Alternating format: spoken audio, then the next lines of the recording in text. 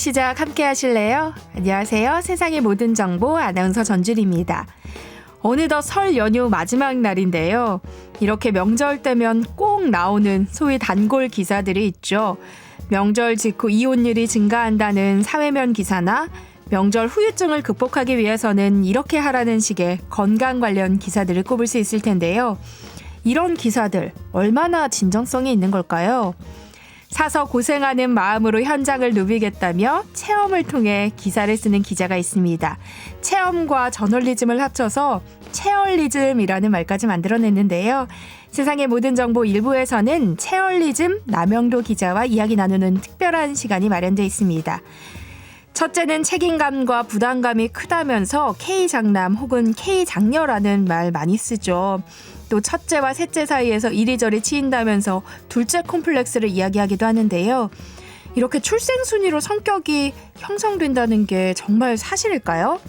라디오 심리극장에서 궁금증 풀어드릴 예정이니까요. 계속해서 함께해 주세요. 세상의 모든 정보는 청취자 여러분들의 관심과 참여를 기다립니다. 저희가 평소에는 잘 안내해드리지 못했는데요. 이 프로그램 혹은 제작진에게 건의하고 싶은 의견이 있으시거나 평소 할 말이 많은데 문자는 좀 짧다 이런 생각하신 분들이 계시다면 저희 홈페이지 청취자 참여 게시판에 글 남겨주시면 어떨까요? 심리, 재테크, 직장인들과의 고민, 육아 그리고 건강과 관련해서 궁금한 점 있으신 분들은 상담 게시판 또 이용하실 수 있으니까요. 많이 찾아와 주시기 바랍니다. KBS 세상의 모든 정보 그럼 지금 시작합니다.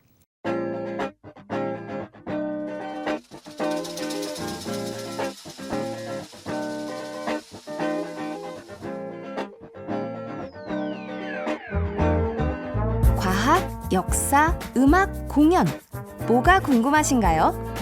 취향에 맞는 세상의 모든 정보를 당신의 귓가로 특급 배송해드립니다. KBS 1라디오 세상의 모든 정보.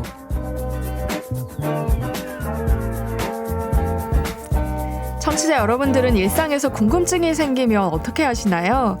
사회 문제에 대한 호기심을 놓치지 않고 체험을 통해 대중의 관심을 이끌어내는 기자가 있습니다. 그 결과 유명 포털 사이트에서 활동하는 언론인 가운데 가장 많은 독자 수를 보유하고 있다는데요. 세상의 모든 정보, 오늘은 체험이 세상을 바꾼다라는 제목의 아주 특별한 초대석을 마련했습니다. 남 기자의 체얼리즘 시리즈로도 유명한 분이죠. 머니투데이 남영도 기자 스튜디오에 모셨습니다. 어서 오세요. 안녕하세요. 네, 체얼리즘, 그러니까 체험과 저널리즘을 합쳐서 만든 단어인데요. 기자님의 대표 브랜드라고 해도 과언이 아닐 것 같거든요. 네. 지난 2018년부터 직접 체험을 통해서 기사를 쓰고 계시잖아요. 어떻게 체얼리즘을 기획하게 되셨는지가 궁금해요. 처음에는 이게 휠체어 체험이 처음이었거든요. 네. 휠체어를 직접 타보고 지체장애인분들이 얼마나 좀 힘드실지 이런 부분들에 대해서 공감을 사실 이끌어내고 싶은데 네. 그전까지는 장애 문제 관련해서 기사를 좀 쓰면 많이 안 보시는 문제가 좀 있었어요. 대부분 아무래도 비장애인분들이 훨씬 많다 보니까 장애인분들이 어떤 어려움을 이동하시면서 평상시에 겪으시는지 모르시니까 기사를 써도 안 보니까 좀 속상하더라고요. 이걸 어떻게 하면은 그러면은 좀 많이 봐야지만 그래도 좀 여론이 힘이 생기고 그래야 이런 어려움이 있구나라는 걸 하고 변화를 좀 이끌어낼 수 있는데 이게 어떤 방식으로 할까 계속 고민을 하다가 그냥 기존 방식으로는 안 되겠다 싶어서 이제 휠체어를 장애인 복지관에서 빌려가지고 직접 타보기로 한 거죠. 예. 그래서 많이 알리고 싶은 마음이 하나가 있었고 도대체 어떤 어려움이길래 이게 제가 취재를 해봤을 때는 지체장애인 분이 그런 말씀까지 하셨거든요. 저는 사실은 이런 세상에서 살아가는 게 너무 힘드니까 차라리 존엄사를 시켜주는 게 낫겠다는 마음이 들 정도다라고 말씀을 하셔가지고 휠체어를 직접 타봤죠. 근데 장애 문제에 관심이 많았는데도 제가 생각했던 것보다 훨씬 힘들더라고요. 그래서 들어갈 수 없는 가게가 절반이 넘는다거나 작은 턱만 있어도 못 올라가고 이제 뭐 지하철, 버스 이런 거 탈 때도 굉장히 어려워지고 그런 것들을 겪으면서 기사를 이제 썼는데 많이 보더라고요. 그 기사를. 그래서 시사 랭킹 막 1, 2위까지 계속 올라가 있는 걸 보면서 이런 방법으로도 좀 사람들의 관심과 흥미를 가져가면서도 의미를 전달할 수 있는 방법이 있겠구나 생각해서 처음에 기획을 하게 됐습니다. 네. 네. 기자님이 스스로를 체험 중독자라고 표현하시더라고요. 그동안 체험을 얼마나 하신 거예요? 혹시 개수 기억나세요? 한 2018년 여름부터 시작을 했는데요. 이제 한 올해 여름이면 만 6년인데 151개 정도 세보니까 네. 했더라고요. 네. 남영두 기자님이야 유명 포털 사이트에서 활동하는 언론인 가운데 가장 많은 독자 수를 보유하고 계시기 때문에 다 아시겠지만 독자님들이 기자님의 이 기사를 좋아하는 이유가 뭘지 생각해 본 적 있으세요? 아무래도 좀 잘 몰랐던 걸 알게 됐다라고 하시는 분들이 좀 많아요. 그러니까 되게 가까이에 있는데도 예를 들면 뭐 경비원님 체험을 한 적이 있는데 이게 사실 아파트 단지에 사시는 분이라면 되게 가까이에서 항상 뵙잖아요. 근데 네. 인사 정도만 이제 주고받는 관계였다면 사실 제가 그 하루를 보내보는 걸 경험을 했을 때 예를 들면은 잠을 자려고 이제 어디서 자야 되나요? 라고 해서 밤 10시에 이제 여쭤봤는데 네. 휴게실 안내해 주셔가지고 가봤더니 너무 열악한 거예요. 네. 뭐 천장에 곰팡이가 막 그 엄청 많이 있고 네. 막 습한 냄새가 나고 그리고 거기서 자려고 했더니 뭐 쥐가 왔다 갔다 해서 다닐 수 없는 그러니까 거기서 잘 수 없는 정도의 환경인 것들 네. 그리고 재활용 분리수거 같은 경우도 제가 나가서 그냥 버리는 입장에서는 그냥 버리고 나면 끝이었는데 이 반대로 이제 그걸 정리하는 입장이 되다 보니까 그냥 새벽부터 그냥 밤 넘어가는 자정까지 계속 시고 때고 없이 계속 나와서 버리시니까 그 자리를 잠깐만 비워도 되게 엉망이 되거든요. 네. 그러니까 그런 것들을 생각보다 가까이에 있지만 잘 몰랐던 것들을 좀 이야기를 해드리니까 거기서부터 이제 좀 생각이 바뀌고 이런 걸 처음 알게 됐다라고 하시면서 좀 기다리시는 것 같다는 생각이 들었고 뭐 또 다른 게 있다면은 좀 기사가 따뜻하다 이런 이야기를 많이 하시는데 네. 그게 결국에는 공감인 것 같아요. 그러니까 사실은 누군가에 대한 공감을 하는 기사지만 결국에는 나에 대한 공감으로도 다 이어지는 이야기라고 생각을 하거든요. 그 타인에 대한 공감이라는 게 그래서 아마 좀 네, 좋아하시는 게 아닐까 짐작을 해보고 있습니다. 네. 아니 이야기를 나누다 보니까요 궁금해지는 게요. 네. 100개 넘는 이 체험들 가운데서 가장 기억에 남는 체험리즘이 뭐였을지 궁금해요. 진짜 하나하나 다 기억에 남기는 하는데요. 그 폐지 줍는 체험을 한 적이 있어요. 그 지금처럼 겨울이었고, 네. 최진철 씨라는 분이었는데 이제 뇌경색 때문에 한쪽이 이제 좀 장애가 다 생기셔가지고 폐지를 줍게 되셨어요. 원래는 좀 중식 주방장이셨거든요. 근데 네. 하루를 이제 같이 따라가면서 이제 체험을 했는데 그 체험도 되게 힘들었지만 이게 상자를 다 일일이 뜯어야 되는데 손이 얼어 있잖아요. 그 네. 뜯는 과정에서 막 다치기도 하고 이러거든요. 근데 지금처럼 또 폐지값이 되게 많이 내려와 있는 상황에서는 하루 뭐 165kg을 모아도 10,000원 좀 넘게 버는 정도 기초생활 수급자시고 네. 그런 상황이었는데 조금 속상했던 부분이 점심을 먹을 때였어요. 그런데 편의점에 가서 이제 같이 고생을 너무 많이 했으니까 늦은 점심을 먹는데 그 우유를 드시더라고요. 그게 좀 식사를 제가 사드린다고 하면서 도시락이라도 좀 드셨으면 좋겠는데 네.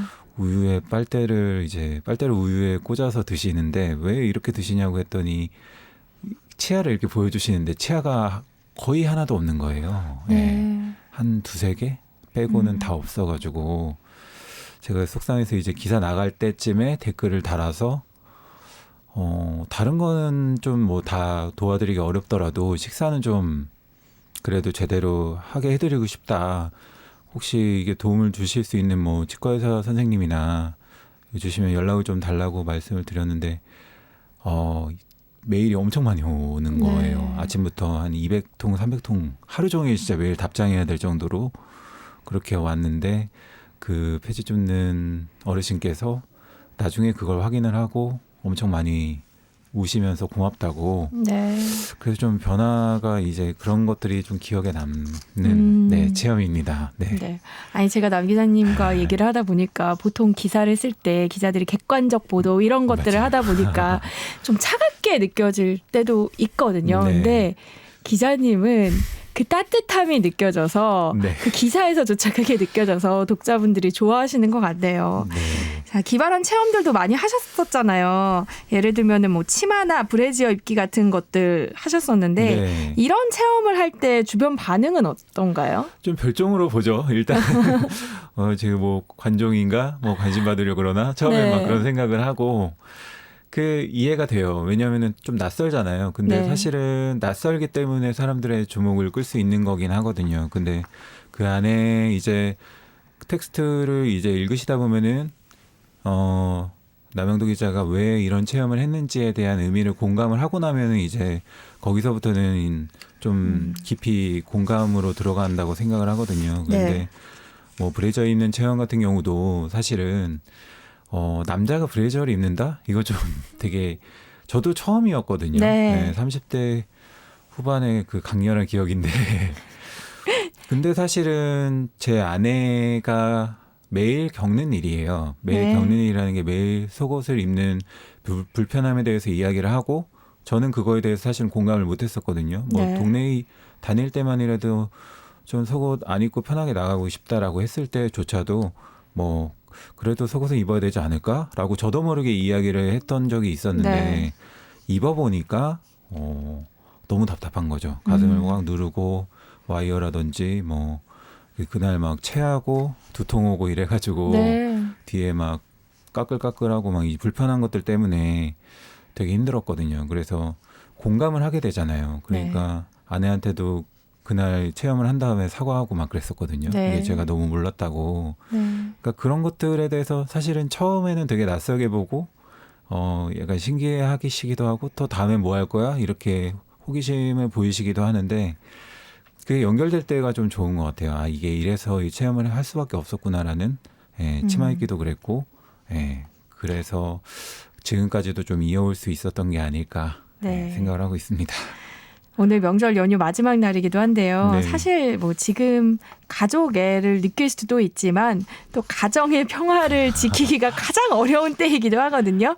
뭐 집안일 문제 같은 걸로 다툼을 할 소지도 크잖아요. 근데 이럴 때도 또 체험이 중요하죠.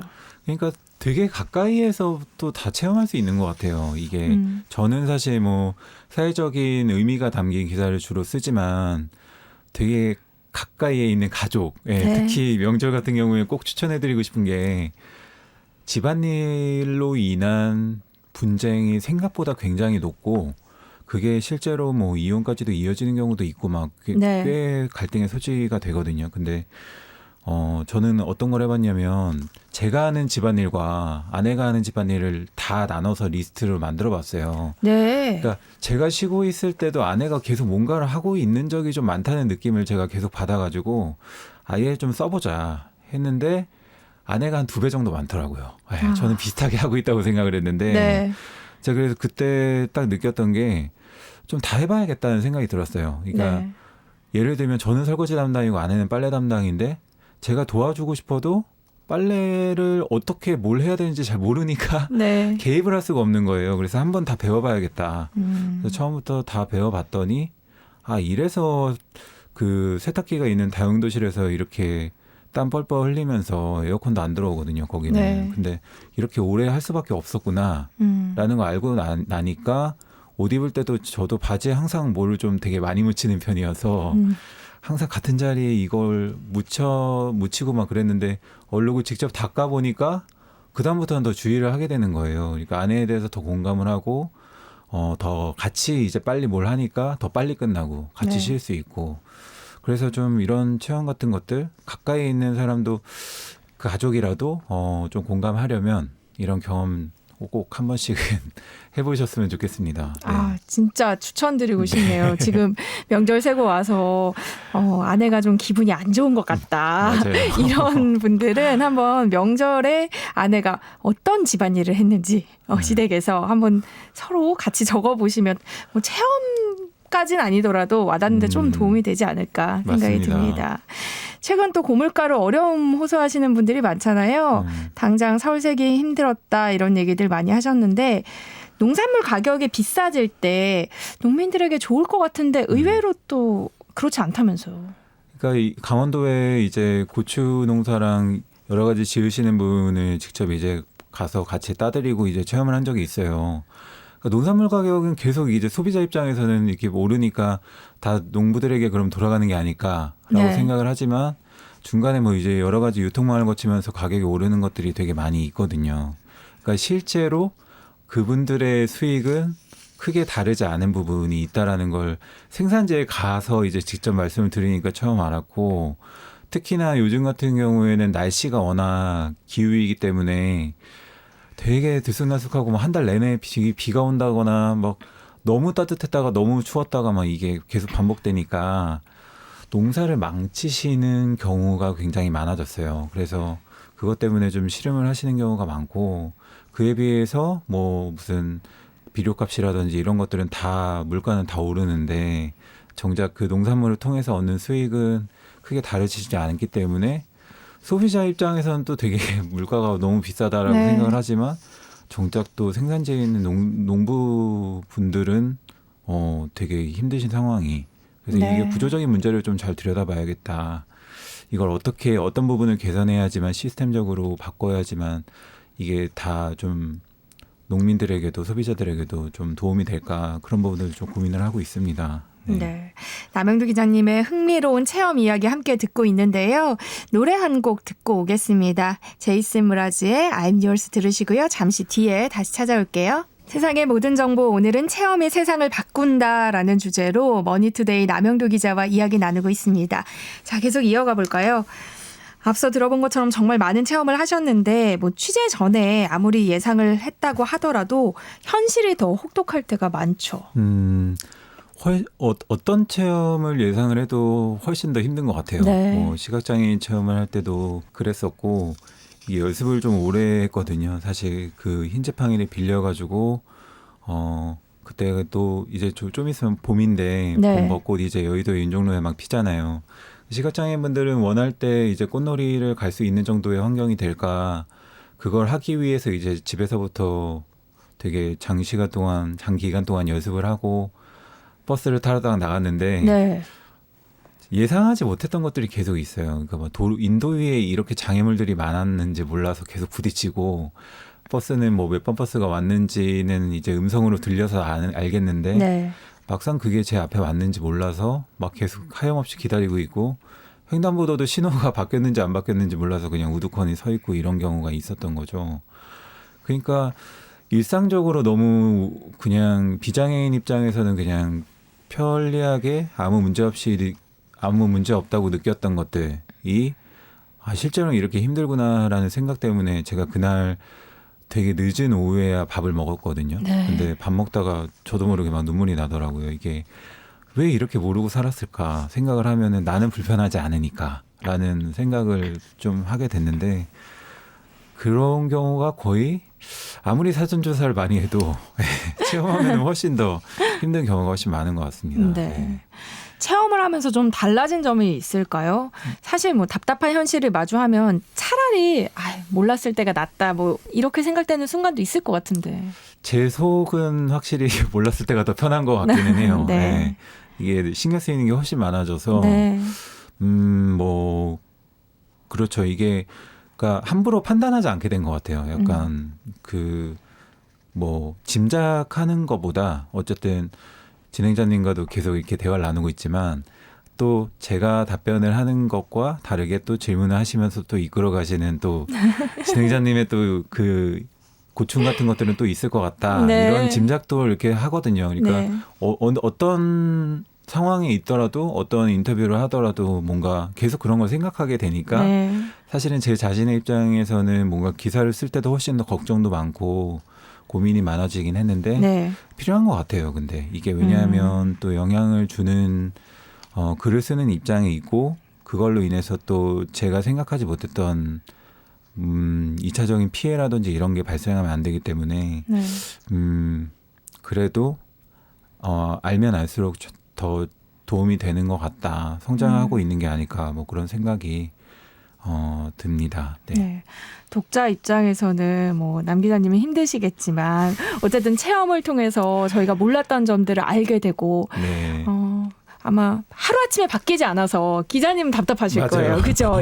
너무 바꾸고 싶은 것들이 많은데 하루아침엔 바뀌지 않으니까. 근데 그런 노력들로 인해서 세상은 조금씩 바뀌고 있으니까 좀만 더 참으세요. 되게 위안이 되네요. 네.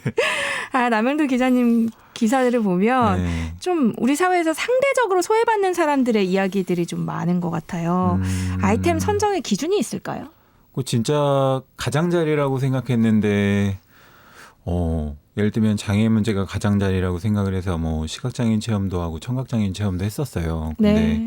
근데 제보가 또 왔는데 메일을 보니까 시청각 복합장애인 분이 또 계시고 장애인 중에서도 가장 소수인 장애인이 안면장애인이라고 해서 한 3,000명 정도밖에 안 되거든요, 전국에. 네.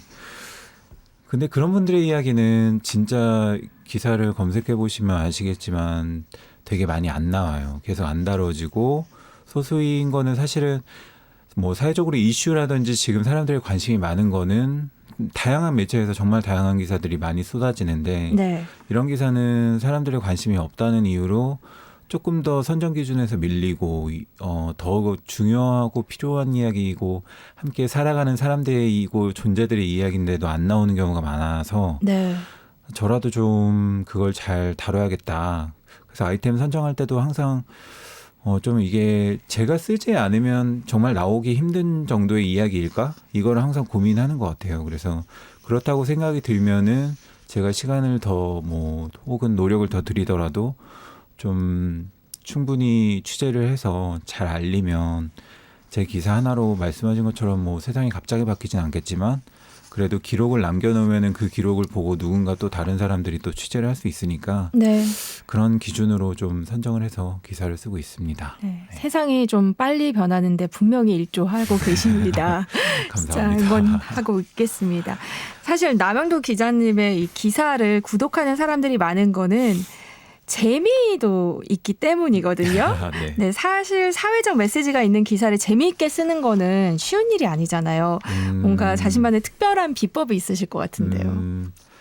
그건 진짜 독자 입장에서 항상 고민을 하는 것 같아요. 네. 네, 이게 읽는 사람의 입장에서는 그러니까 그래서 쓰고 나서 계속 좀 읽어보거든요. 네. 제 기사 냉정하게 이거는 여기까지 읽으니까 좀 지루하다. 여기서 뒤로 가기를 누를 것 같다.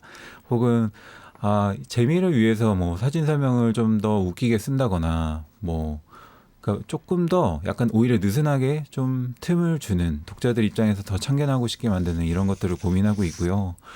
그래서 좀 일상에서도 뭐 지하철 타거나 버스 탈 때도 독자들이 이제 스마트폰을 보잖아요. 주로 요즘에는 뭐 유튜브 영상이라든지 뭐 알고리즘에 따라서 영상을 많이 소비를 하는데 좀 어떻게 콘텐츠를 보고 있는지를 되게 유심히 많이 보거든요. 네. 그래서 기사는 또 어떻게 보는지 어떤 기사들을 보는지 이런 것들을 유심히 살펴서 좀 기록을 해두고 제가 기사 쓸 때 어떻게 활용을 하면 좋겠다.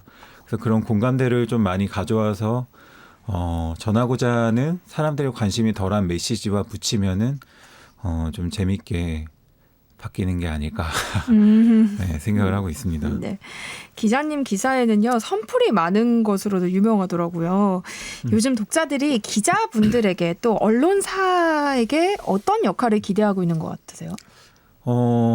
되게 생각보다 기본적인 부분인 것 같아요. 기자는 취재를 해야 되고 취재를 잘 해야 되고 왜곡하지 않고 그걸 있는 그대로 잘 담아내는 그리고 기자답게 쓴다라는 게 사람들에게 꼭 전해야 할 필요한 기사를 쓰고 그런 부분인 것 같고 실제로 제 기사에서 많은 분들이 이야기하시는 게 생각보다 발로 뛴 기사다. 그래서 믿음이 간다. 이런 이야기를 많이 하시거든요. 네. 근데 사실은 기사를 쓰는 데 있어서 되게 기본적인 부분이라고 생각이 들겠지만 요즘에는 또 온라인 기사의 소비도 많고 기자의 뭐 취재 환경이라든지 언론의 구조적인 환경 같은 것도 많이 바뀌었기 때문에 그런 부분에서 뭐 SNS나 커뮤니티에서 좀 편하게 가져와서 쓴다거나 이런 경우가 좀 많다 보니까 네.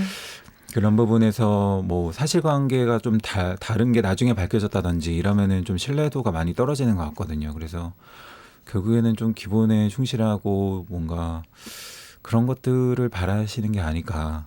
예. 네. 그건 변하지 않는 것 같아요. 네. 네. 그 남 기자의 체얼리즘은 언제까지 계속될지 궁금합니다. 뭐 아이템 고갈 이런 걱정은 없으세요? 아이템은 그래도 리스트업을 계속 미리 해놓지 않으면은 이게 갑자기 또 체험을 하는 게 쉽지는 네. 않아서 네, 아직도 체험할 거는 많이 남아 있어요. 아, 네. 그러시구나.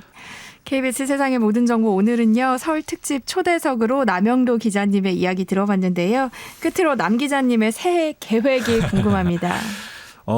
저의 새 계획은 뭐 일적으로는 사실 되게 욕심이 많아서 올해는 채널을 영상으로 좀 확장을 해서 영상 채널을 제대로 만들어서 구독자 100만 네. 올해 말까지 아. 쉽진 않겠지만 네 공헌을 했으니까 지켜보도록 해야겠죠.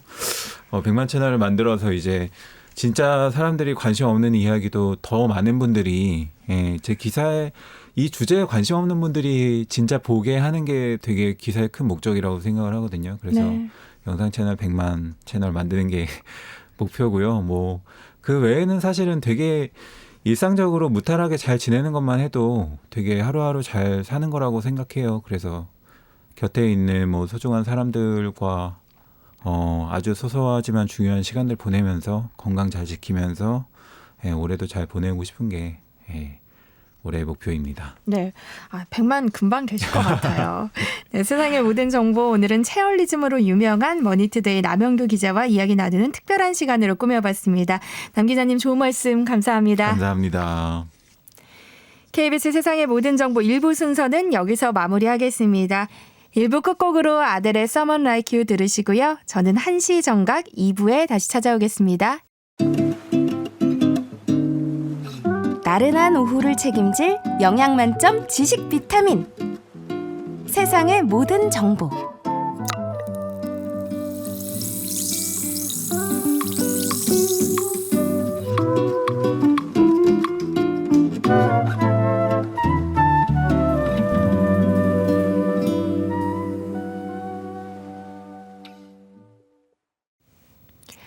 세상의 모든 정보 2부 시작합니다. 드라마 혹은 영화 속 인물들의 심리를 탐구해서 나와 내 주변 사람들을 조금 더 이해할 수 있게 도와드리는 시간입니다. 라디오 심리극장 사회심리학자인 신고은 작가와 함께합니다. 어서 오세요. 안녕하세요. 네, 오늘이 연휴 마지막 날이에요. 휴일은 언제나 늘 짧은 것 같습니다. 신고은 작가님은 설 명절 어떻게 보내셨어요? 네, 저는 집에서 쉬면서 좀 즐거운 휴일을 보냈습니다. 네. 사실 명절에 가족 친지들과 만나면 반갑긴 한데 또 그것과는 별개로 스트레스 받는 분들이 많잖아요. 네. 안부를 묻는 건데 상대는 부담스럽게 느껴지기도 하고요. 또 아직도 유교 문화가 남아 있어서 은근히 또 첫째를 우선시하는 경우들도 있어요. 맞아요. 약간 그 형제 자매들 간에 오랜만에 만나서 또 뭔가 서운한 그런 일들도 자주 벌어지기는 하죠. 네. 모두가 행복한 명절이었으면 좋겠다는 생각이 드는데요. 오늘은 어떤 드라마를 통해서 서로를 이해해 볼까요? 네, 오늘 준비한 드라마는 벌써 9년 전 드라마인데요. 제가 너무 재미있게 봐서 여전히 생생하게 기억하고 있는 응답하라 1988을 오늘의 이야기로 준비해봤습니다. 응답하라 1988은 소위 쌍팔년도, 그러니까 88년도 우리나라 쌍문동이라는 한 골목에 살아가는 5가족의 코믹 드라마인데요. 저는 그 시절이 너무 어렸어서 사실 기억은 없지만 그런데도 경험해보지 못한 추억에 빠져드는 그런 훈훈한 드라마였습니다. 정말 재밌게 봤던 기억이 나는데요. 네. 그래서 당시에는 힘들 수 있는 일도 시간이 지나고 나면 행복하게 웃을 수 있다라는 그런 교훈과 추억을 느낄 수 있는 드라마였는데요. 오늘 응답하라 1988의 주인공 4명의 친구들 중에서도 덕선이에 대해서 이야기를 해보려고 합니다. 이 덕선이는 언니 보라, 동생 노을이 사이에 낀 둘째로 엉뚱하지만 재기발랄한 캐릭터로 시청자들의 사랑을 받았습니다. 네, 제가 앞서서 뭐 아직도 유교 문화가 남아 있어서 은근히 첫째를 우선시하는 경우도 있다. 네. 이렇게 얘기를 해서 뜬금없이 무슨 얘기 하신 분들도 있을 텐데요. 네, 오늘 하려는 이야기가 이런 이야기입니다. 둘째라는 말만 들어도 어떤 에피소드가 나올지 상상이 좀 돼요. 그렇죠. 먼저 이런 말이 있잖아요. 아이들 봤을 때 한 뱃속에서 나왔는데 애들이 어쩜 저렇게 다르냐. 이 성격이라는 게 유전의 영향도 받고 환경의 영향도 받는단 말이에요. 그래서 같은 가정에서 살아나면 당연히 같은 환경에서 살아간다고 생각하시는 경우가 많은 것 같아요. 이렇게 보면 형제 자매 성격도 비슷해야 되는데 실제로는 천차만별이잖아요. 그럼요. 네, 그래서 덕선이네도 그렇거든요. 언니 보라는 딱 보면 굉장히 독립적이고 그러면서 많이 무뚝뚝하고 또 책임감 있어서 공부도 잘해요. 그리고 막내 노을이 같은 경우에는 굉장히 순하고 또 여유가 있죠. 그래서 덕선이는 드라마 보신 분들은 기억하시겠지만 엉뚱하고 발랄하면서도 뭔가 늘 치이면서 살아서 항상 서러워하는 그런 네. 모습이 좀 보입니다. 이 덕선이의 성격이 이렇게 형성되기까지 덕선이가 어떻게 살아왔는지 그 환경을 잘 보여주는 장면이 있는데요. 바로 생일 파티 에피소드입니다. 사실 제가 이 드라마 흥행할 때 저는 드라마를 안 봤었어요. 네. 근데 우연히 채널을 돌리다가 이 장면을 봤는데 너무 공감이 되는 거예요. 그래서 제가 완전히 몰입이 돼서 드라마 봐야겠다 이렇게 시작을 했던 기억이 있거든요. 작가님 둘째세요? 네. 이따가 말하려고 했는데 둘째입니다. 네. 덕선이 생일에 어떤 일이 있었는지 한번 들어볼까요? 네. 사실 이날은 언니 보라 생일이었어요. 그래서 온 가족이 둘러앉아서 축하를 하는 장면이 나오거든요. 그래서 언니 보라가 이제 가운데 앉아서 축하도 받고 또 촛불을 불죠. 그러니까 이제 노을이가 신나가지고 이제 케이크 먹자 하는데 아빠가 잠깐만 이러더니 초 몇 개만 빼는 거예요. 그리고 나서 이제 둘째 딸 생일 파티 하자라고 하는 거죠. 그래서 케이크 하나로 이제 첫째, 둘째를 좀 때우려고 하는 너무해요. 그런 장면인 거죠. 그래서 이 장면에서 덕선이가 정말 서럽게 울거든요. 그래서 막 짜증을 낸단 말이에요. 그래서 자기는 언니랑 같이 하기 싫은데 왜 맨날 이렇게 언니 생일 파티하고 나 하냐고 막 그런 얘기를 한단 말이에요. 그때 엄마가 하는 말이 올해까지만 이렇게 하자. 내년부터는 따로 해준다라고 이야기를 합니다. 그래서 나름 엄마는 달랜다고 하는 이야기였는데 네. 이게 사실 덕선이한테 훨씬 더 화가 나는 포인트였어요. 왜냐하면 이 말 사실 작년에도 했었고 재작년에도 했었고 항상 계속 반복해서 했던 이야기거든요. 그러면서 이제 덕선이한테 이제 서운했었던 속마음이 막 쏟아져 나오기 시작을 합니다. 왜 나는 계란 후라이 안 해주고 맨날 멸치볶음 주냐.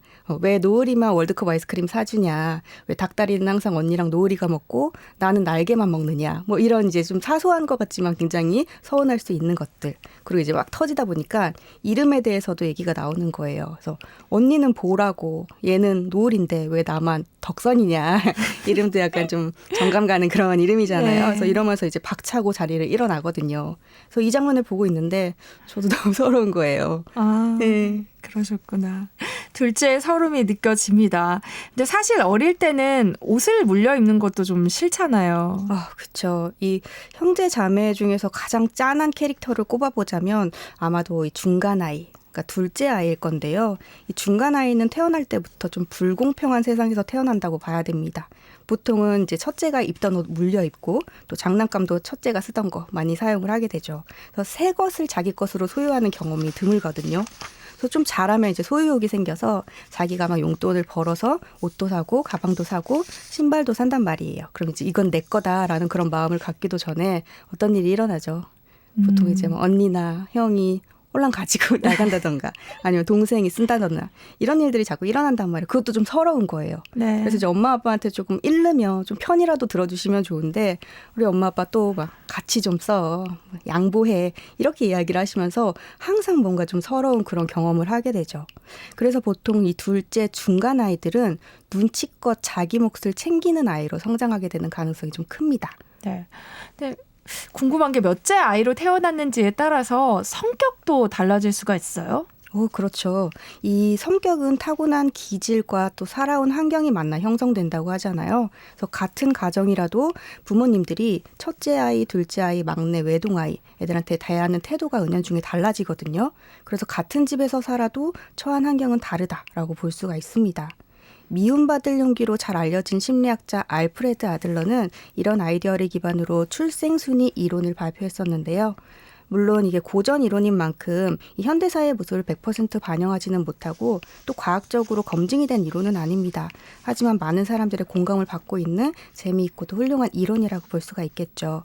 아들러는 출생 순위를 첫째, 둘째, 그러니까 중간 아이, 그리고 막내, 외동 아이로 구분을 했어요. 그래서 이 태어난 순서에 따라서 성격이 다르게 형성될 수 있는데 물론 오늘 이야기를 들으시면서 어떤 분들은 나는 아닌 것 같은데 하면서 공감하지 못하실 수도 있어요. 왜냐하면 이제 부모님마다 양육 방식이 다르기 때문에 모든 사람들한테 적용될 수 있는 그런 이론은 아니다. 그래서 이 점을 참고하시면서 들어보시면 흥미로운 시간이 되지 않을까 싶습니다. 네, 참고만 하시면 될 것 같아요. 네. 사실 예전에도 안 그러셨던 분들이 많고 지금은 또 더더욱이 대하는 태도가 아이들 첫째, 둘째, 막내 똑같이 대하시는 분들이 더 많잖아요. 그렇죠. 참고만 하시면 좋을 것 같습니다. 자, 그럼 첫째 아이 이야기부터 들어볼까요? 네. 먼저 첫째의 경우에는 아들러가 굉장히 재미있는 표현을 썼었는데요. 폐위된 왕이라고 이야기를 했었거든요. 폐위된 왕이요? 네. 굉장히 의미심장한 표현인데요. 그렇죠. 이 첫째는 처음 태어났을 때 온 가족의 사랑을 받잖아요. 그래서 세상이 자기를 중심으로 돌아가거든요. 그래서 마치 왕처럼 이렇게 살아간단 말이에요. 근데 이 첫째 왕한테 이제 인생의 비극이 찾아옵니다. 이게 바로 이제 둘째가 태어나는 거죠. 네. 그래서 둘째는 이제 마치 막 젊고 유능한 새로운 왕이 다시 이제 올라온 것처럼 가족들의 관심을 다 독차지하기 시작을 하거든요. 그럼 원래 있었던 왕은 어떻게 해야 될까요? 자기 지위를 찾기 위해서 노력을 해야죠. 그렇죠. 네, 그래서 자기의 지위를 이제 찾고 관심을 찾으려고 하는데 문제는 첫째는 이런 상황을 예상한 적이 없어요. 그래서 대비를 해본 적도 없고 어떻게 대처해야 되는지도 모르는 거예요. 네. 그래서 되게 미성숙한 방법으로 지위를 찾으려고 하거든요. 뭐 예를 들면 동생 꼬집고 막 때리고 질투하고 이르고 막 이런단 말이에요. 그렇게 하면 엄마 아빠가 내 편을 좀 들어줄 줄 알았는데 오히려 막 이제 형님이 미운 행동한다 이러면서 더 혼내고 역효과만 나게 되는 거죠. 그래서 이런 것들을 자꾸만 이제 자기도 나름의 방식을 찾다 보면 동생들을 다스리려는 그런 시도를 하다 보니까 약간 지배적인 성격으로 발전할 가능성이 크다고 볼 수가 있습니다. 네. 그래서 실제로 이 드라마 응답하라 1988의 언니 보라도 보면 굉장히 강압적이에요. 그래서 덕선이가 아끼는 옷 함부로 막 입고 나가고 막 화도 내고 화나면 좀 발로 차기도 하고 함부로 말도 하고 그래서 덕선이가 아무리 대들고 해도 절대 안 지고 그런 모습들이 좀 잘 나타나기는 하죠. 네. 근데 한국에서는 K 장녀 이런 말이 있잖아요. 보통 첫째들한테 그렇게 쓰잖아요. 어떻게 보면 책임감을 강요하는 말로도 들리긴 하거든요. 맞아요. 이 장녀뿐만 아니라 첫째 아이들 모두에게 해당되는 특징인데 이 아이들이 그 지배적이고 강압적일 수는 있지만 또 한편으로는 상실에 대한 불안이 있거든요. 원래 아무것도 없었을 때보다 줬다가 뺏는 게 더 서러운 거잖아요. 네. 그러니까 사랑도 엄청나게 받았다가 갑자기 빼앗긴 그런 케이스라서 마음에 좀 상처가 첫째들한테 좀 있다라고 볼 수가 있습니다. 그래서 지금 사람들이 나한테 관심을 주고 사랑을 줘도 이 관심은 언제든 빼앗길 수 있다라는 그런 경험을 이미 뼛속 깊이 가지고 있기 때문에 굉장히 많이 노력을 하게 돼요. 그래서 원래 상처 받아본 사람들이 공감을 더 잘하잖아요. 그래서 빼앗겨본 사람이기 때문에 주변 사람들의 외로움이나 상실 이런 것들에 공감을 좀 잘해주고요. 네. 또 남들을 좀 잘 챙기는 그런 성향으로 많이 발달을 합니다. 또 연구 결과를 보면 장녀가 부모 역할을 하는 경우도 많고 또 부모의 압력을 막아주는 완충제 역할을 한다고 하는데요. 잘 보면 그 부모님들이 동생들은 잘 안 혼내거든요. 그러니까 첫째를 좀 대표적으로 많이 혼을 내죠. 그래서 이렇게 부모님이 첫째, 둘째, 셋째보다 첫째를 더 많이 통제를 하다 보니까 동생들은 조금 이제 완충이 되는 좀 편안한 그런 상태를 가질 수 있게 되는 거죠. 이런 것들이 반복이 되면서 첫째들은 문제를 떠안는데 조금 익숙해진다라고 볼 수가 있어요. 그래서 요즘에도 그런지 모르겠지만 옛날에는 이제 언니, 형, 누나들이 좀 엄마 아빠 노릇을 많이 했었잖아요. 네, 예전엔 그랬죠. 네, 그러다 보니까 또 습관이 몸에 배서 책임감이 좀 강해지고 자신이 다 하려고 하고 오랜만에 가족들 모임 만나면 돈도 내가 좀 내야 될 것 같아. 여행 계획이 있어도 이거 내가 좀 짜야 될 것 같아. 이런 부담감을 조금 많이 갖고요. 또 이런 습관이 다른 사람들과의 관계에도 영향을 주다 보니까 남들을 좀 잘 챙기고 희생하고 내가 싫은 소리 들으면서 일을 나누느니 그냥 나 혼자 하고 말지. 이러다 보니까 사회생활 할 때도 독박을 좀 많이 쓰는 그런 경우가 많습니다. 그래서 만약에 내가 첫째병이 좀 있다 하시는 분들은 이거 살아가면서 굉장히 지치는 생활 방식이거든요. 그래서 동생들이나 동료들한테 요구하는 법도 조금 연습을 해보셔야 되고요. 또 도움을 청하고 기대는 연습도 해보시는 것이 좋겠습니다. 막상 해보면 뭐 네가 첫째니까 네가 항상 했으니까 하던 대로 해야 돼 이렇게 안 하시거든요. 네. 또 이제 당연하게 생각했던 것들을 좀 바꿀 필요가 있는 거죠. 네. 방송을 듣고 계신 K장남, K장녀분들은 남들에게 도움을 청하는 방법을 좀 연습해 보셔도 좋을 것 같습니다. 또 둘째와 관련해서 어떤 이야기를 해주실지 궁금해지는데요. 음악 한 곡 듣고 계속해서 이어가 볼게요. 드라마 응답하라 1988 OST 가운데서 오역의 소녀 함께 들어봤습니다. 우리가 응답하라 1988의 덕선이 이야기를 하다 말았잖아요. 심리학자 아들러는 둘째 아이에 대해서는 어떻게 이야기하고 있어요? 네. 첫째가 폐위된 왕이라면 둘째는 날 때부터 이미 경쟁자가 있는 세상에서 태어난 존재거든요. 그래서 눈치가 아주 빨라요. 좀 살갑고 애교 많고 살살거리면서 엄마 아빠한테 용돈도 받아내고 또 부탁도 좀 잘하고 이런 기술을 아주 생존적으로 배운다라고 볼 수가 있습니다. 이 둘째가 태어났을 때, 그러니까 처음에 왕의 지위를 빼앗을 때는 이렇게 눈치껏 자기 자리 뻗을 때를 찾아가죠.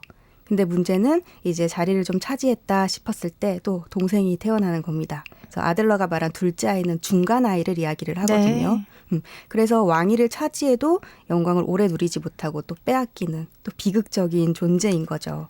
그래서 아들러에 따르면 중간 아이들은 평소에 잘 때도 좀 쫓기는 꿈, 달리는 꿈 이런 것도 많이 꾼다고 하는데요. 태어날 때부터 경쟁자가 있었고 조금 있으면 또 동생이 태어나 폐위된 왕이 되고 이러다 보니까 항상 경쟁하고 이겨야 하고 살아남는 불안이 그 꿈으로 나타난다라는 거죠. 둘째들은 경쟁할 수밖에 없는 환경에서 태어난 거지 사실 경쟁을 원하는 건 아니거든요. 그래서 오히려 가만히 보면 경쟁을 통해서 이기려고 하기보다는 자기만의 길을 개척하려고 하는 경우가 많은데요.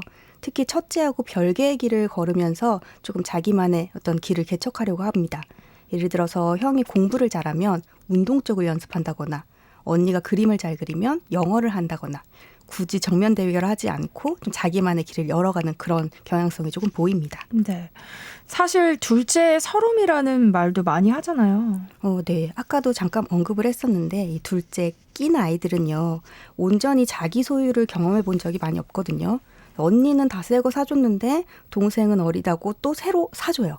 그러니까 항상 자기만 조금 헌 것을 사는 그런 경우가 많잖아요. 네. 그리고 또 내가 어떤 것들을 갖게 되면 좋은 거니까 양보하라고 하고 그러니까 위로 치이고 또 아래로 치이고 이런 경험이 계속 있다 보니까 부당함을 잘 못 참는다라고 볼 수가 있습니다. 그래서 이 둘째 아이들이 좀 혁명가 기질이 있어요. 사회를 바꾸고 문제를 해결하고 또 비효율적인 질서와 규칙을 바로잡고 싶어하는 그런 경향성이 굉장히 강해진다라고 볼 수가 있습니다.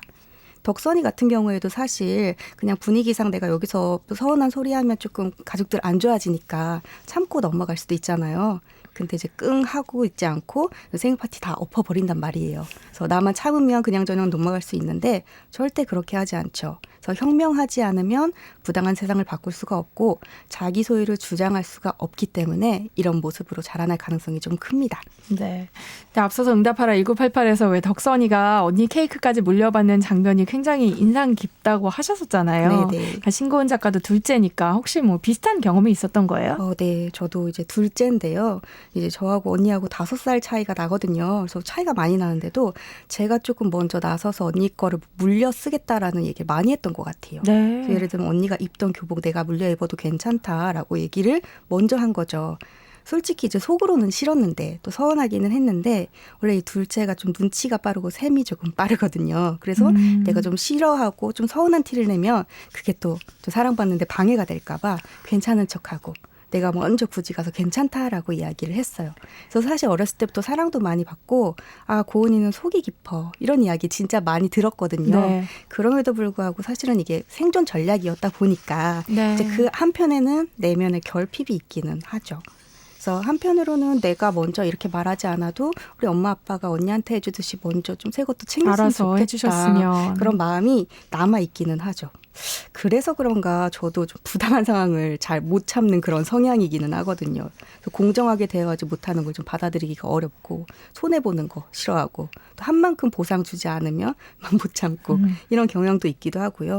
또 이제 언니하고 좀 전혀 다른 인생을 살고 있기도 하거든요. 그래서 저희 언니는 이제 교육 공무원으로 안정적인 삶을 살고 있는데 저는 뭐 작가, 강사 이런 불안정한 길을 개척하고 있는 걸 보면 이 출생순위 이론이 정말 맞기는 한 것 같다 그런 생각을 합니다. 그런데 사실 요즘에는 둘째를 중간 아이로 보기는 어렵죠. 그렇죠. 아무래도 출산율이 낮아지다 보니까 첫째만 낳는 경우도 많고 둘째가 막내가 되는 경우가 많거든요. 네. 그래서 요즘 둘째 아이는 뭐 위아래로 치이기보다는 사실 막내다라고 보는 게 더 맞다고 볼 수가 있습니다. 혹시 SNS에서 둘째는이라고 검색해 보셨나요? 아니요. 해보실 리가 없죠. 근데 만약에 내가 둘째는까지 검색을 하면 자동 검색으로 둘째는 사랑입니다. 이게 제일 먼저 잡히는데요. 네. 이 해시태그가 22만 개 정도 뜨거든요. 근데 첫째는 사랑입니다를 검색해보면 10,000개도 안 돼요. 아, 너무해요. 저 지금 첫째로 좀 속상해지려고 하는데요. 그렇죠. 그래서 막내는 사실 이제 가족 계획에서 보통 마지막 자녀로 결정이 되다 보니까 뭔가 조금 더 어리고 막 작고 소중하고 이렇게 느껴지는 경향이 있는 거예요. 네. 그러니까 실제로 막내는 이제 폐위할 일이 없는 최후의 왕이 된다라고 볼 수가 있는 거죠. 그래서 굳이 내가 경쟁하지 않아도 원하는 것을 얻을 수 있는 좀 절대 권력자 같은 그런 존재라고 볼 수가 있는데요. 이 막내는 가정에서 좀 든든한 정서적인 지원을 받고 자랐던 아이라서 도전하는 데 두려움을 느끼지 않고요. 또 사회에 나가서도 열정적으로 도전하다 보니까 한 분야의 전문가가 되는 경우가 많아요. 그래서 신화를 보면 이 막내가 영웅이 되는 스토리가 진짜 많거든요. 근데 제가 생각하는 막내는요, 좀 어리광 있고 막 애교스럽고 이런 모습들이 먼저 그려지는데요. 그렇죠. 그래서 만약에 오늘 방송 들으시다 보면 우리 집 막내는 안 그런데 이렇게 생각하시는 분들도 계실 것 같은데요. 물론 모든 막내가 영웅이 되는 건 아니거든요. 물론 충분한 사랑과 자원을 받아서 적극적이고 능동적으로 살아가는 친구들도 있는 반면에 너무 작고 소중하게 여기지다 보니까 과잉 보호를 받고 또 의존적인 성격으로 자라는 아이들도 있습니다. 엄마 아빠부터 시작해서 온 가족이 챙겨주는 게 익숙해지다 보면 다른 사람의 도움을 받는 게 당연해지고 또 굳이 내가 도전하지 않아도 해결된다라는 착각을 가지고 있거나 또는 나 혼자는 못해 이런 무기력감을 느끼는 경우도 있습니다. 그래서 겉으로 보면 어리광 있는 모습처럼 보일 수도 있는데요. 그래서 만약에 내가 막내인데 굉장히 삶의 모습이 좀 수동적이다. 자신감이 없다 하시는 분들은 지금이라도 독립적으로 생활하는 법을 잘 찾아내시는 것이 좋습니다. 네. 그렇다면 외동은 어떨지 궁금해지네요. 외동 아이는 오냐오냐 키워서 버릇이 없다, 자기만 안다, 뭐 이런 인식들이 많잖아요. 그렇죠. 그런 인식이 있긴 한데요. 이 아들러에 따르면 외동 아이는 첫째이면서 막내 아이거든요. 그러니까 가장 먼저 왕이 되고 폐위될 그런 걱정도 없는 영원한 왕. 네. 평생 사랑을 독차지하게 되는 굉장히 행복한 아이죠. 아이들이 아무래도 좀 미숙하다 보니까 형제 자매가 있으면 서로 서툴게 막 다투기도 하고 그렇게 성장하면서 배우는 게 있어요. 또 이제 부모님으로부터 조금 다른 대우를 받으면서 세상이 내 마음대로 되지 않는다 이런 것들도 배우게 되는데 외동아이 같은 경우에는 아무래도 어른들하고만 생활을 하다 보니까 어른들은 맞춰주거든요. 그렇죠. 네, 그래서 그런 것들을 배울 수 있는 어떤 사회적 기술을 배울 기회가 많이 적다라고 볼 수가 있어요. 때로는 또 또래 아이들과 상호작용이 없고 어른들과 이제 계속 대화를 하다 보니까 말투도 조금 너무 성숙하게 좀 어른같이 네. 특히 막 할머니 말투, 할아버지 말투 똑같은 아이들 많거든요. 네. 그래서 그런 좀 애어른 같은 그런 모습이 보이는 경우도 있고요.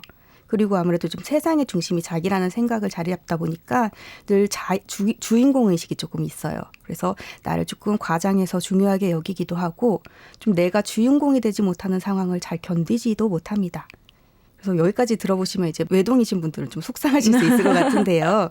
그래서 제가 지금부터는 조금 다른 이야기를 해보려고 하는데요. 네. 아니, 저희 집에도 외동이 있거든요. 좀 좋은 얘기는 없을까요? 네, 이제 좋은 이야기를 지금 해드리겠습니다. 그래서 지금까지 이야기는 다 외동아이들이 이제 다른 사람이랑 전혀 교류하지 않고 정말 어른들이 좀 키웠던 그런 경우의 이야기고요. 요즘에는 아이들이 일찍부터 어린이집도 가고 유치원도 다니고 하잖아요.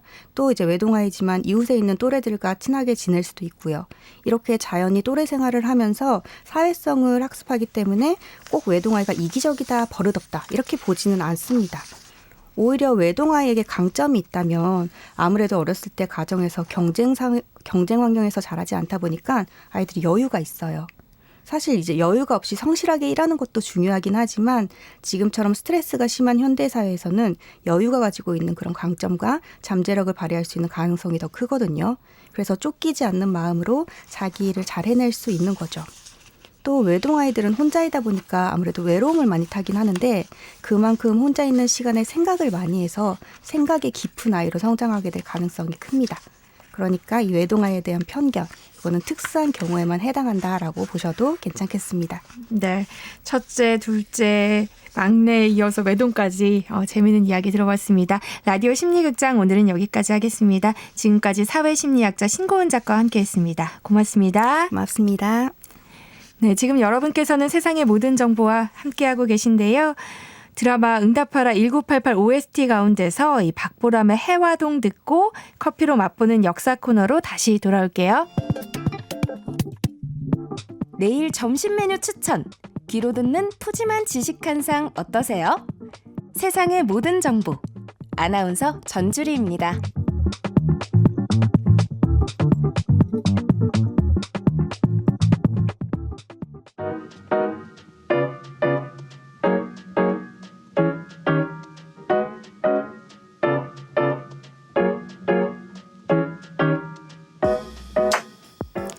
나른한 오후 커피 한 잔에 담긴 향긋한 역사를 풀어드립니다. 커피로 맛보는 역사, 커피가 묻고 역사가 답하다의 저자인 이길상 교수님과 함께합니다. 안녕하세요. 네, 안녕하세요. 네, 설 연휴 마지막 날입니다. 교수님 이번 연휴 어떻게 보내셨어요? 네, 뭐 항상 비슷한데요. 가족들과 함께 스키 여행 다녀왔습니다. 아, 재밌으셨겠어요. 네네. 네. 많은 분들이 설을 맞아서 선물도 또 주고 받으셨을 것 같은데요. 조선인이 처음 마신 커피 역시 명절 선물이었다고요? 네, 혹시 탄신일이라는 표현 들어보셨죠? 석가탄신일 말씀하시는 거예요? 비슷하죠. 유명한 사람의 생일인데 이를 기념일로 정하면 보통 탄신일이라고 부르죠. 우리나라 사람이 커피를 마셨다는 첫 기록은 바로 고종의 생일, 즉 탄신일에 벌어졌습니다. 네. 1884년 7월 25일이었습니다. 음력입니다. 우리나라에서 모든 공식 기록에서 양력을 사용하기 시작한 것은 1896년 1월 1일부터였습니다. 그 이전의 모든 역사 기록에 나오는 날짜는 다 음력입니다. 그럼 당시에 왕의 탄신일을 기념했던 거예요? 네네. 우리나라의 왕들이 자신의 생일을 기념일로 정해서 백성들과 함께 축하한 것은 고려시대 성종 때부터 고려 말까지였습니다. 이 몽골의 간섭을 받기 시작하고 국격이 하락하기까지는 중국의 황제와 똑같이 왕의 생일을 절일이라고 불렀고 기념일이었습니다. 그 요즘 드라마 그 고려 거란 전쟁의 배경인 고려 목종의 직전 왕인 성종 때부터 왕의 생일 명칭에서는 중국 황제와 격을 같이 했습니다.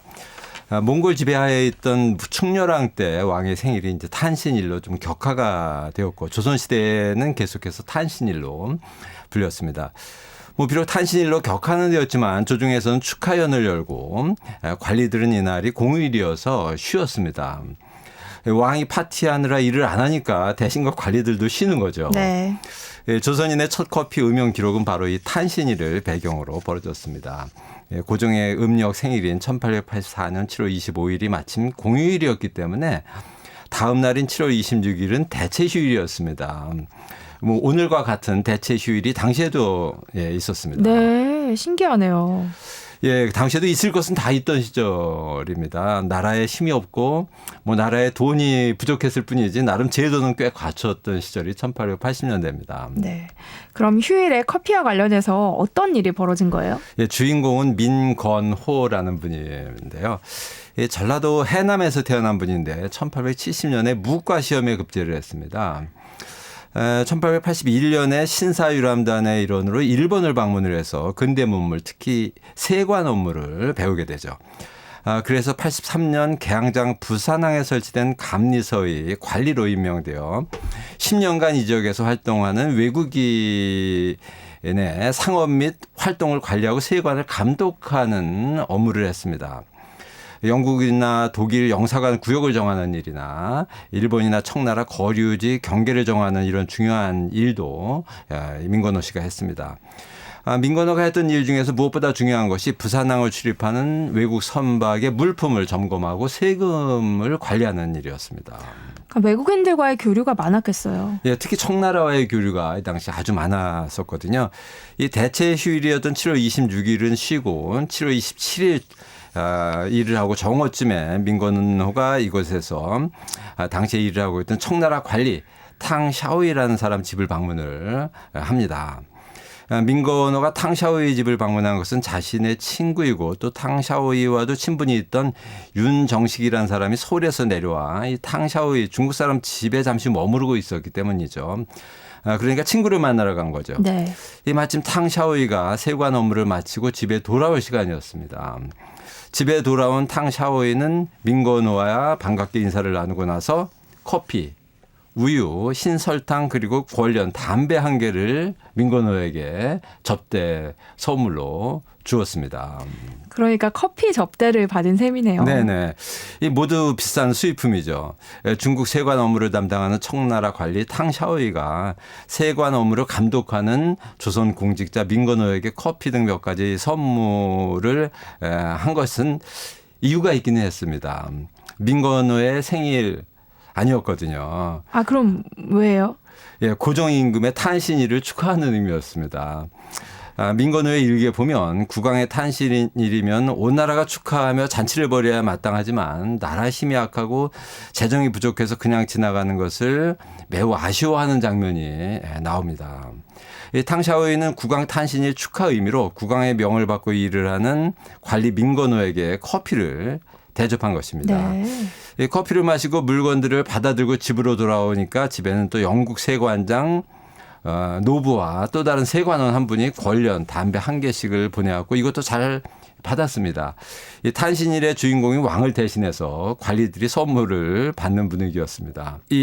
그렇다면 탕샤오이나 영국 세관장 노부 등이 대접한 커피와 그 물건들이 합법적인 선물이었을까요? 아니면 불법적인 뇌물이었을까요? 선물하고 뇌물의 구분은 글쎄요. 그때나 지금이나 쉽지 않은데요. 네, 어려운 일이죠. 요즘엔 청탁금지법에서 선물이나 접대 상한선을 금액으로 정해놨습니다. 몇 년 전 법 시행 초기에 상한선이 3만 원이어서 공공기관 주변이나 대기업 사옥 주변 아마 이 KBS 주변도 음식점의 가격이 29,900원으로 통일된 적이 있었습니다. 물론 제대로 지켜지지는 못했던 것으로 기억이 되는데요. 이런 금액과 무관하게 선물과 뇌물을 구분하는 방법이 있습니다. 우리 조상들의 글에 가끔 보이는 아주 재미있는 구분법입니다. 선물과 뇌물의 구분법인데 이게 조상들의 글을 보면 알 수 있어요? 네네. 뭘까요? 궁금한데요. 네, 물건을 받고 그날 밤 잠을 못 이루면 뇌물이고 잠을 잘 자면 선물입니다. 네. 민건호는 탕샤오이로부터 커피 선물을 받은 이날 이날 이전에도 무엇인가를 받았을 때 밤새 고민하는 흔적을 일기에 자주 남겼습니다. 뭔가 찜찜해서 잠이 오지 않았던 거죠. 그래서 되돌려주기도 했습니다. 받은 물건을. 그런데 이날 커피와 담배 등을 받고서는 고민을 하였거나 잠을 못 이뤘다는 기록을 남기지 않았습니다. 잠을 아주 푹 잤습니다. 선물로 인식한 거죠. 이날 받은 것들을. 네. 이것을 받고 청나라에 호의를 베푼 흔적도 남기지 않았습니다. 물론 호의를 베풀었어도 기록으로 남기기는 좀 어려웠겠지만요. 네. 커피나 우유, 설탕, 담배 등이 싸지는 않았을 거잖아요. 네네. 또 두 사람이 업무상 관련성도 높았는데 뇌물이 아니었다고 보기는 좀 의아하긴 하네요. 네, 아마 선물과 뇌물의 딱 중간에 있었을 것 같기는 한데요. 주는 사람이 대가를 직접 바라지 않았고 또 받는 사람은 부담이 없었다는 점에서는 선물을 잘 활용한 사례가 이날 있었던 일인 것 같습니다. 여기서 우리가 선물을 어떻게 하는 것이 잘하는 것인지를 사실 배울 수가 있거든요. 네. 첫째, 선물은 때를 잘 봐야죠. 아무 때나 하면 안 됩니다. 이 탄신일이라든지 뭔가 명분이 있는 날 주는 게 슬기로운 거죠. 우리나라의 경우 설날도 선물을 주고받기에는 명분이 있는 날입니다. 두 번째는 선물을 주는 사람은 반대급부를 바라지 말아야 합니다. 예, 그래야 받는 사람이 부담을 느끼지 않게 됩니다. 물론 제일 중요한 것은 적당한 가격이어야 한다는 거죠. 커피, 책, 이런 거는 좋죠. 그죠? 물론 제일 좋은 거는 뭔지 아세요? 글쎄요. 뭘까요? 네, 커피와 책을 합하면 커피 책입니다. 아, 맞네요. 딱 떠오르는 게 있네요, 네네. 교수님.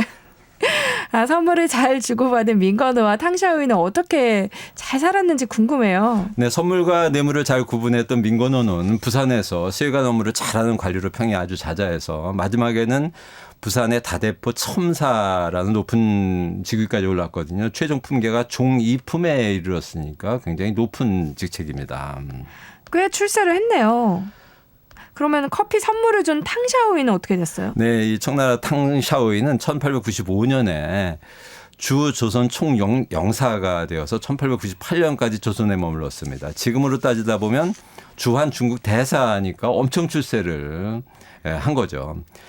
탕샤오이는 1898년 부친상을 당해서 중국으로 귀국을 했고 이후에 중국의 실권자 위안스카이의 총애를 받으면서 출세의 길을 달리게 되죠. 1912년에 신해혁명으로 중화민국이 탄생했을 때 초대 국무총리에 임명이 됩니다. 국무총리 대단하네요. 우리나라에서 세관 감독관에게 커피를 선물로 주었던 인물이 이 중국의 초대 국무총리에 올랐다는 건 정말 신기한 역사네요. 그렇죠. 중화민국 초대 총리 탕샤오이의 숨겨진 역사고요. 중국 역사학자들도 잘 모르고 중국 역사책에도 나오지 않는 신기한 역사입니다. 네. 또 우리에게는 선물과 뇌물의 차이점을 좀 생각해 보게 만드네요. 네. 사실 우리는 명절 때만이 아니라 매일매일 사람들과 물건을 주고받고 말을 주고받고 뭐 감정을 주고받고 그러면서 살죠. 그리고 우리가 주는 모든 것이 선물이 될 수도 있고 뇌물이 될 수도 있습니다. 예를 들어서 어느 날 시험을 잘 본 아들이나 딸에게 동네에서 제일 좋은 뭐 음식점, 비싼 음식점에 가서 비싼 음식을 시켜 먹습니다. 그냥 화기애애하게 즐겁게 먹으면 아이에게 준 선물이죠. 네. 그런데 엄마나 아빠가 대뜸 이거 왜 사주는지 알지? 공부 더 열심히 해서 다음에는 만점 받자. 이 말을 하는 순간 아이에게 이 음식은 선물이 아니라 일종의 아주 부담스러운 뇌물입니다. 교수님 이건 아니죠. 사실 부모님은 잘 되라고 공부 잘하면 누가 좋습니까? 본인이 제일 좋잖아요. 네. 그게 어떻게 뇌물입니까? 네, 아이에게는 부담스러운 일일 수 네. 있습니다. 뭐 어느 날 퇴근했는데 배우자가 엄청난 요리를 준비해 놨습니다. 그냥 맛있게 먹으면 정말 좋은 선물이죠. 그런데 갑자기 여보 다음 달 승진 심사지 잘해. 뭐 이런 순간 아무리 부부지간이라고 해도 이것은 뇌물로 읽힙니다. 아주 부담스럽죠. 승진 못하면 어떻게 해요, 그죠? 선물을 뇌물로 변질시키는 것은 어찌 보면 쓸데없는 말입니다. 말을 할 때 그리고 물건을 줄 때 감정을 주고받을 때 무엇을 바라면 내가 전하는 것은 뇌물로 변할 수 있다는 얘기죠. 바라지 말고 기꺼이 하시면 선물입니다. 그러면 밤에 잠도 잘 오고 행복하거든요. 이 커피 역사가 알려주는 작은 삶의 지혜라고 할 수 있습니다. 네, 진짜 커피 역사가 알려주는 지혜네요. 이쯤에서 노래 한 곡 듣고 커피로 맛보는 역사 계속 이어가겠습니다. 폴킴이 부릅니다. 커피 한 잔 할래요. 폴킴의 커피 한 잔 할래요 듣고 왔습니다. 오늘 얘기를 들어보니까 역사 속에 참 대단한 인물들이 많이 숨겨져 있다는 생각이 듭니다. 혹시 명절이나 새해와 관련해서 커피 역사에 숨겨진 다른 인물은 또 없을까요? 예, 재밌는 분들이 많습니다. 영국이나 미국 사람들은 이 새해나 중요한 기념일에는 티파티라는 것을 전통적으로 해왔습니다. 미국인들도 영국 풍습에 따라서 이제 티파티라고 불렀지만 1800년대에는 티보다는 커피를 마시면서 담소를 즐겼으니까 커피 파티였던 셈이죠. 1897년 미국에서 있었던 티파티에 참석해서 커피를 마셨던 조선 사람을 소개하겠습니다. 오래전에 커피 얘기네요. 예, 좀 슬픈 얘기입니다. 이 명절을 즐기고 있는데 슬픈 얘기가 안 어울릴 수도 있습니다. 그런데 우리가 정말 알아야 할 얘기입니다. 주인공은 이범진이라는 인물인데 혹시 이범진이라는 이름 들어보셨나요? 역사 책에서 본 듯한 이름이기는 한데 자세히는 잘 모르겠어요. 예, 우리가 얼마 전에 역사적 인물 몇 분을 놓고 누가 애국자냐 독립운동가냐 아니냐를 다툰 적이 있었습니다. 이분 이야기를 들으면 진짜 애국자가 어떠해야 하는지를 알게 됩니다. 이범진은 1852년에 태어났습니다. 이 해에는 역사책에 나오는 인물이 꽤 많이 태어났어요. 고종 황제도 같은 해에 태어났고 네. 일본의 메이지 천황, 데라우치 초대 조선 총독 그리고 스페인 건축가 안토니 가우디 등이 같은 해에 태어났습니다. 이범진은 과거 시험을 통해 관리가 돼서 빠르게 출세를 했어요. 그러다 1895년 을미사변으로 명성황후 시해 사건이죠.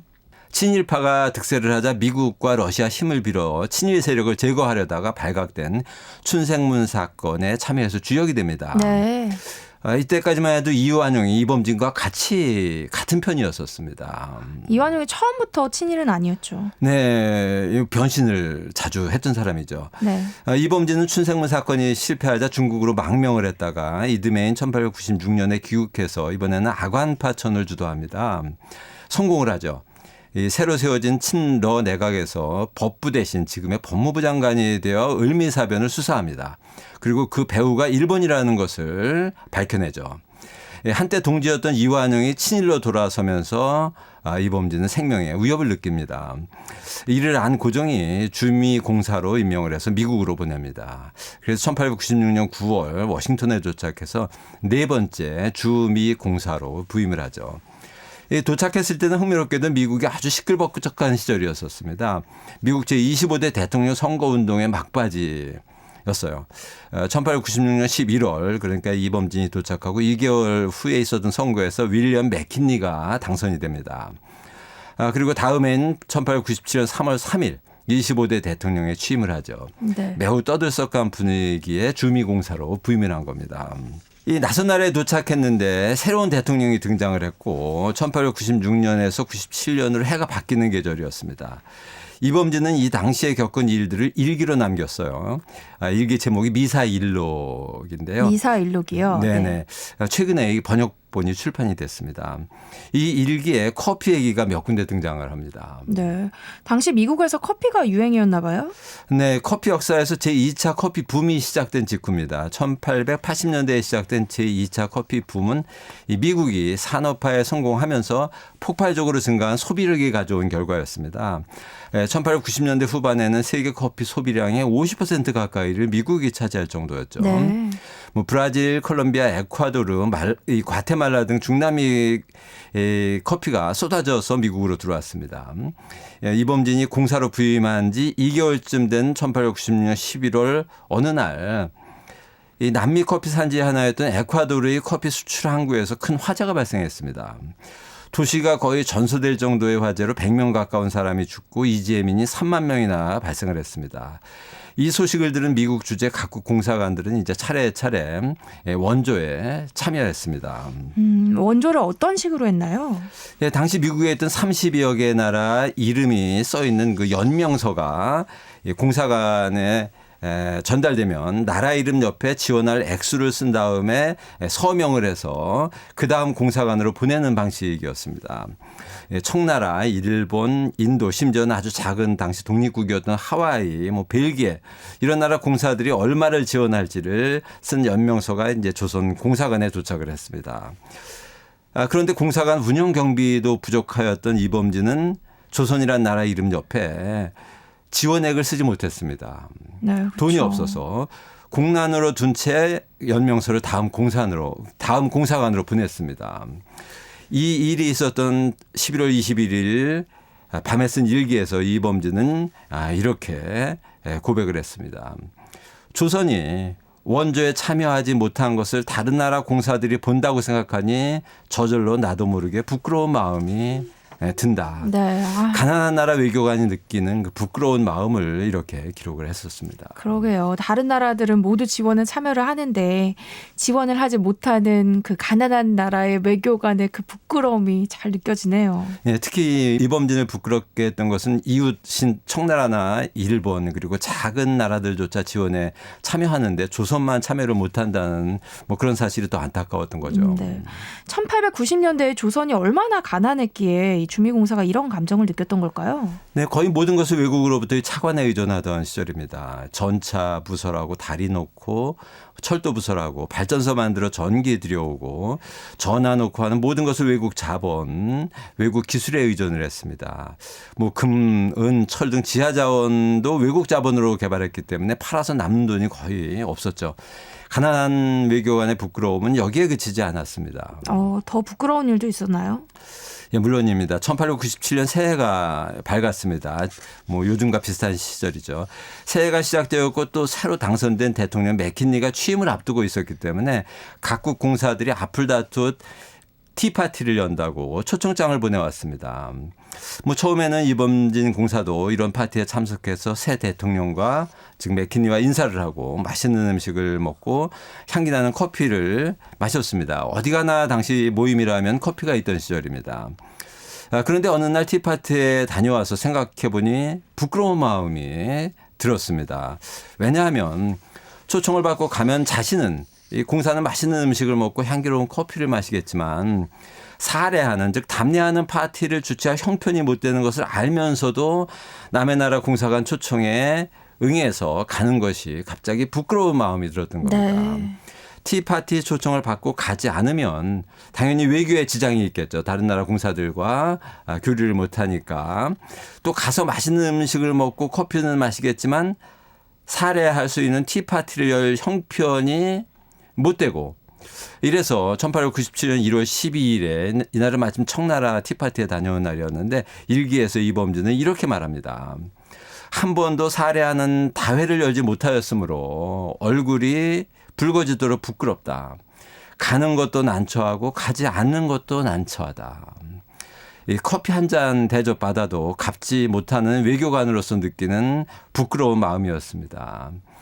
비록 가난하지만 품위만을 유지하려던 외교관 이범진의 마음이 느껴지는 장면입니다. 네.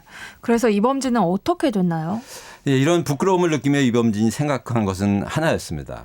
나라를 부강하게 만드는 것이 이런 부끄러움을 극복하는 유일한 길이다. 그러기 위해서는 근대화가 필요하고 젊은 청년의 해외 유학이 필요하다. 그래서 이범진은 머무는 동안 미국 교육부 관리들을 만나서 조선 청년들이 미국 유학을 위해 정말 백방으로 노력을 합니다. 네. 뭐 이런저런 성과를 거두기도 하지만 당시 미국은 이미 제국주의의 길로 들어섰습니다. 즉 약소국 하나하나에 대한 배려보다는 자국의 그 해외 진출에 더 매진하게 되죠. 1898년 이범진이 워싱턴에 있을 때 스페인과 전쟁을 통해서 쿠바, 하와이, 괌, 사이판, 필리핀을 차례로 미국이 점령을 하죠. 미국인들은 개척 정신이라고 역사책에 썼지만 사실은 팽창 정신이었죠. 팽창 정책을 추진한 것이 바로 맥키니 대통령이었습니다. 네. 이범진은 미국에 계속 남아 있었어요? 이범진은 미국의 도움이 어렵다는 것을 깨닫고 유럽으로 갑니다. 주 러시아 조선공사로 가죠. 당시 러시아 공사가 프랑스, 독일, 오스트리아 공사를 겸하고 있던 시절입니다. 러시아에 있던 1905년에 을사늑약으로 조선 공사의 직위도 사라집니다. 이범진은 일본 통감부의 소환에 불응하고 러시아에 체류합니다. 1907년에 헤이그에 파견되는 밀사에 이 둘째 아들 이위종을 합류시킵니다. 헤이그 밀사 3명 중에 1명이 이범진의 둘째 아들이었습니다. 이것을 알게 된 일본 경찰이 당시 경성에 있던 장남 이기종을 체포해서 고문을 합니다. 결국 이범진의 장남 이기종은 옥살을 하죠. 네.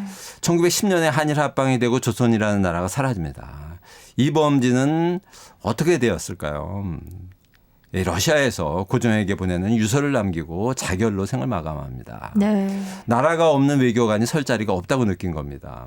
유서에서 이범진은 저는 적을 토벌할 수도 복수할 수도 없는 이 상황에서 깊은 절망에 빠져 있습니다. 자결 외에 제가 할 수 있는 일이 없습니다.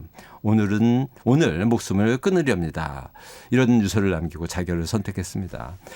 남긴 재산 1천 루블은 아들 이위종이 1912년 블라디보스톡에 설립된 한민학교 신축에 기부를 합니다. 이위종은 무장 독립운동을 하다가 1924년쯤에 연해주에서 실종되고 그 이후에는 기록에 남아있지 않습니다. 네. 주미공사 이범진이 미국에서 19세기 마지막 3년을 참 힘들게 보냈구나. 이 나라를 잃는다는 것이 외교관에게는 목숨을 버려야 할 정도의 슬픔이었구나. 뭐 이런 생각을 하니까 참 숙연해지네요. 오늘 이야기는 마치 좀 한편의 영화를 본 듯한 그런 기분이 드는 것 같아요. 커피로 맛보는 역사, 지금까지 커피 인문학자 이길상 교수와 함께했습니다. 고맙습니다. 네, 감사합니다. 네, 세상의 모든 정보 오늘은 여기서 마무리하겠습니다. 끝곡으로 빌 위더스의 Just Two of Us 들으시고요. 연휴의 마무리 잘하셨으면 좋겠네요. 저는 내일 다시 찾아뵙겠습니다. 지금까지 아나운서 전주리였습니다. 고맙습니다.